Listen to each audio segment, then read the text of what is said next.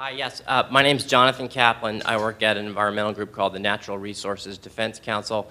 I was surprised to hear so much discussion this morning about composting and dumpster diving and now waste to energy. It seems to me that really the focus should be on preventing food waste, not treating it or managing it. You know, given the fact that maybe 80% of our developed water supply in California goes to growing food, if we're throwing away a third or a quarter of that, it seems to be an astonishing loss of resources that deserves more than composting. And I'm wondering what you think the top priorities or opportunities are for preventing the food waste. If you were a CEO at Walmart or the Congress or the Secretary of Agriculture, what would you do? What are the top? The biggest opportunities for preventing the most amount of food waste? Jonathan? Well, you're exactly right.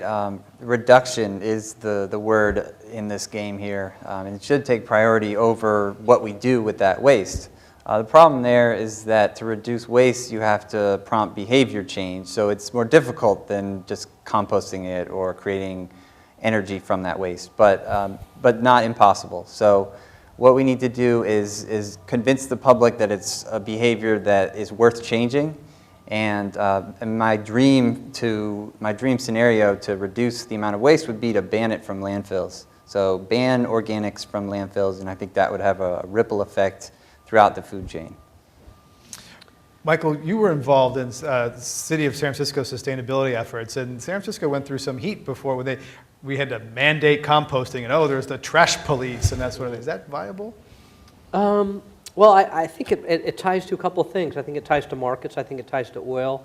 I think oil prices.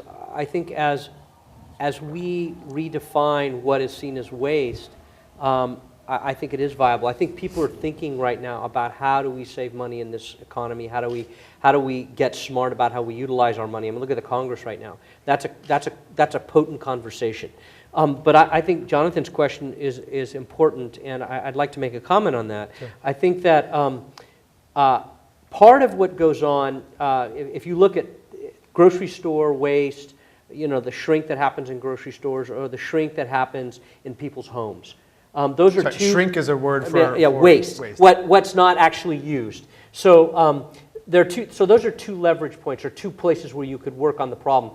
And maybe one would be to say to the grocery stores, you know, there is some sort of a fee associated with sending that to the landfill. There's got to be another use. That would give them an engine for not wanting to overbuy or to manage their crop or their purchases more efficiently.